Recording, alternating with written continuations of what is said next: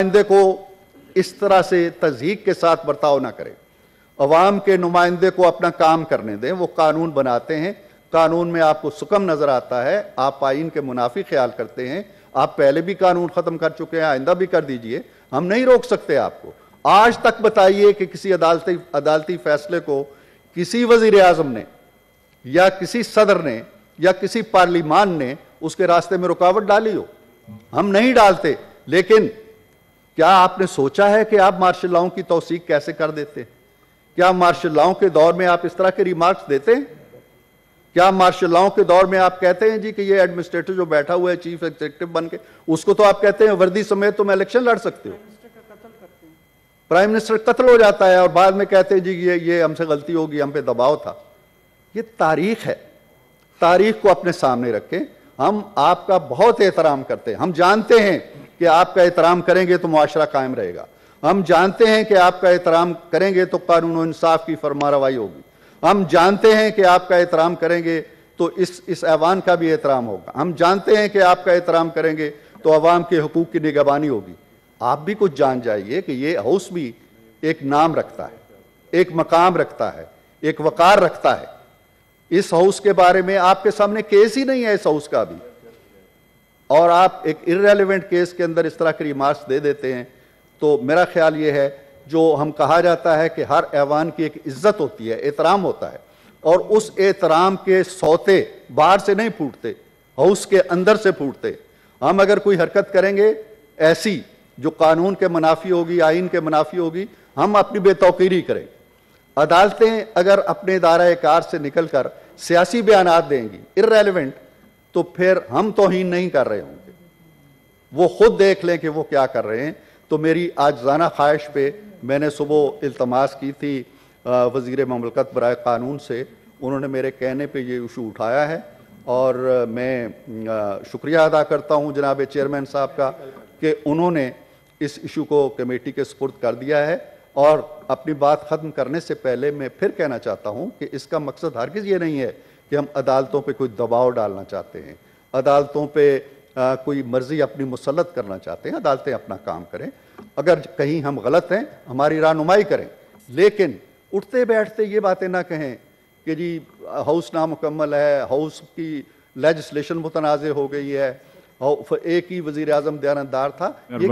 ये केस जब आपके सामने आएगा कि जी इतने वज़ीर आज़म में से कौन सा दयानतदार था, तो फिर कोई कमेटी बना के फैसला कर लें। मेहरबानी जी, शुक्रिया। एक आखिरी बात सर, एक आखिरी बात, जो बातें मेरे दोस्त शिबली ने कही हैं वो उनका मैं अपने कहीं बई खाते में लिख रहा हूं, मुनासिब वक्त पे इंशाल्लाह उसका मैं जवाब दूंगा। मैं आपका बहुत शुक्रगुजार। सर मेरा नाम लिया गया था, मैं वॉशरूम गया हुआ था, तो thank you sir. Leader of the opposition बात करने उसके बाद देखते हैं।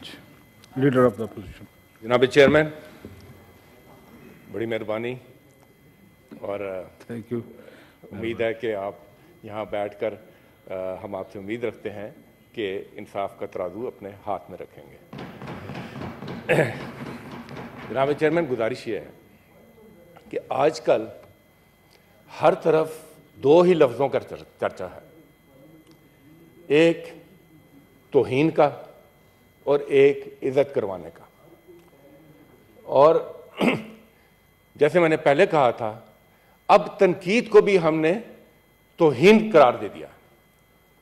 मुकदमे भी इस पर हो रहे हैं, बहस भी इस पर हो रही है, और हम ये भूल जाते हैं कि इज्जत कराना आपके अपने हाथ में होता है। रिस्पेक्ट कमांड की जाती है, डिमांड नहीं की जाती। और जब आपके रवैये ऐसे हो तो फिर आपको कहने की जरूरत नहीं होती, फिर सब आपकी इज्जत करते हैं। पार्लियामेंट की बात कर लेते हैं। जनाब चेयरमैन, पार्लियामेंट वाकई नामुकम्मल है। एक बड़ी पार्टी, हम जिसको रजीम चेंज ऑपरेशन कहते हैं, वो जिस तरीके से पार्लियामेंट से बाहर की गई, जिस तरीके से अकलियत को अक्सरियत पर मुसल्लत किया गया, वो एक हकीकत है। सिंध हाउस में वो सारे क्लिप्स मीडिया पर चलते रहे, अरकान की जो बोलियां लगती रहीं, वफादारियां तब्दील होती रहीं, पहले भी होती रहीं, तो वो भी आज एक हकीकत है जनाब चेयरमैन, 2 असेंबलियां, पंजाब असेंबली और केपी असेंबली, वो तहलील हैं और इन 2 असेंबलियों का एक प्रोसेस है कि जब असेंबली तहलील हो गई तो 90 दिन के अंदर ये किताब आईन पाकिस्तान वो कहता है कि आपने इंतखाब कराने हैं। तो मेरा सवाल यह है कि क्या यह दुरुस्त नहीं कि जो आर्टिकल 105 में ए में पहली जिम्मेदारी आती है, पहली बात है कि आपने जो शिक ए है उसकी कि आपने इलेक्शन की डेट अनाउंस करनी है, और फिर शिक बी है कि आपने केयर टेकर सेटअप बनाना है। तो यहां हम क्या देख रहे हैं, अनन फनन केयर टेकर सेटअप बन जाता है, वो अलहदा बहस है कि वो कैसा बना है, वो सबके सामने है, और अभी तक इलेक्शन की डेट अनाउंस नहीं हुई। फिर हम ये भी देखते हैं कि जो भी तरीका इस्तेमाल किया जाता है, किया जा सकता है, वो इस्तेमाल हो रहा है और ये बावर कराने की कोशिश की जा रही है कि 90 दिन के अंदर इलेक्शन नहीं हो सकेगा, मुमकिन नहीं है। जनाब चेयरमैन, अगर 90 दिन के अंदर ये इलेक्शन नहीं होते तो यकीन माने ये आइन की किताब बंद हो जाएगी, और जब आइन की किताब बंद हो जाती है तो फिर मुझे खौफ है कि फिर एक सिविल अनरेस्ट का रास्ता खुल जाता है। और क्या दिल पर हाथ रख के बताएं, आज हम उसके मुतहमिल हो सकते हैं जो इस वक्त मुल्क की सूरत हाल है? आज चीफ जस्टिस ने, अगर मैं यहां किसी को डिफेंड करने के लिए नहीं खड़ा हुआ, हमारी भी ग्रीवेंसेस हैं, मगर हम समझते हैं कि अगर कोई इशारा करे उसको तनकीद के जुमरे में लें, उसको तौहीन के जुमरे में मत लें। दूसरी बात, high court, Islamabad high court, ये थोड़े दिन पहले की बात है, वो एक ऑर्डर करती है जब फवाद चौधरी का केस था कि उसको पेश किया जाए। आपने देखा कि उस ऑर्डर के साथ क्या हुआ? अभी ऑर्डर आया है 43 MNAs उनकी बहाली का, और उसके रिएक्शन में जो कल यहां हुआ, जिस तरह आनन फानन इजलास मुलतवी किया गया, प्रोरोग किया गया सर, और पूरी कोशिश है कि वो हलफ ना उठा सकें, तो क्या हम अपनी इज्जत में इजाफा कर रहे हैं? जिस तरीके से नैब के कवानीन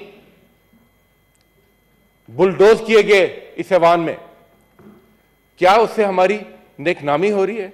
तो जनाब चेयरमैन, मैं समझता हूं कि हमें इन चीजों को देखना पड़ेगा, हमें अपनी कोर्स करेक्शन करनी पड़ेगी, हमें इलेक्शन की तरफ जाना पड़ेगा, और अगर बीइंग ए पार्लियामेंटेरियन अगर कोई ये कहता है कि नहीं आइन के तहत हम इलेक्शन में नहीं जाते, तो मैं समझता हूं कि वो कोई मुनासिब बात नहीं। एक छोटी सी बात करके इजाजत चाहता हूं सर, सिर्फ एक छोटी सी।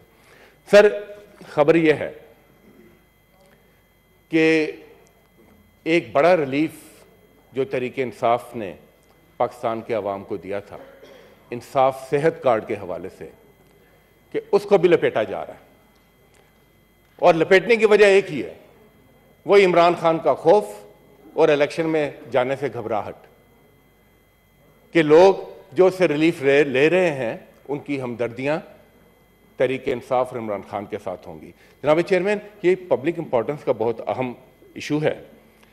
मैं बिल्कुल इख्तियार 2 मिनट के अंदर मैं अपनी बात कंप्लीट करूंगा। ये बहुत अहम इशू है जनाब चेयरमैन।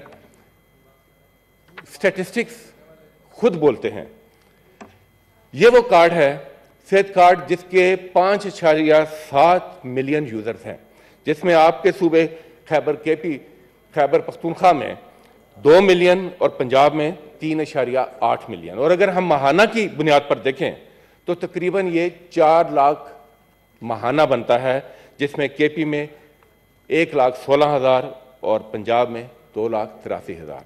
जनाब चेयरमैन, इस हेल्थ इंश्योरेंस के प्रोग्राम के तहत कोशिश ये थी, और बड़ी कामयाबी से ये कोशिश आगे चली, कि जो हेल्थ केयर है उसका दायरा कार बढ़ाया जाए, ताकि दूर दराज के इलाकों में भी अवाम उससे मुस्तफीद हो सकें। प्राइवेट सेक्टर को इसके नेट में लाया जाए और पब्लिक सेक्टर के जो अस्पताल हैं उनकी इस्तेदाद को बढ़ाया जाए। यही वजह है कि खैबर केपी के जो 3 बड़े अस्पताल हैं वो टॉप पर थे इस हेल्थ केयर प्रोग्राम में। Lady Reading hospital, Peshawar institute of cardiology, Hyderabad medical complex, ये तीनों।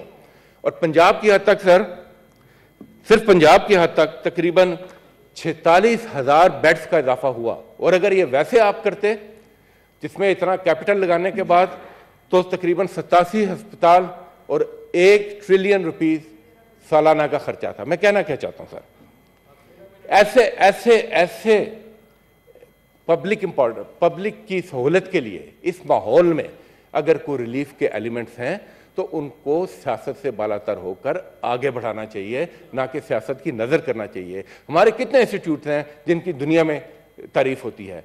लैंसेट सर दुनिया का एक बहुत बड़ा मेडिकल का जर्नल है, उसने इस प्रोग्राम की तारीफ की। इसी तरह स्टैनफोर्ड यूनिवर्सिटी ने हमारे एहसास प्रोग्राम की तारीफ की। और हमने क्या किया, इसी इस्लामाबाद में जो एहसास प्रोग्राम वाली रेडियां थी, जो स्टॉल्स थे, उनको मिसमार कर दिया। स्कॉलरशिप्स रोल बैक कर रहे हैं सिर्फ इसलिए कि उनके नाम के साथ एहसास है। एहसास को रहने दें और फिर आप आईएमएफ के साथ बैठते हैं, हर बात उनकी माने चले जा रहे हैं। उनको बताएं कि WHO के जो मिलेनियम डेवलपमेंट गोल्स हैं उसमें टॉप पर है यूनिवर्सल हेल्थ केयर। तो हमें अपना मुकदमा लड़ना आना चाहिए और हमें अपनी सियासत के लिए अवामी मफाद को कुर्बान नहीं करना चाहिए। बहुत बहुत शुक्रिया।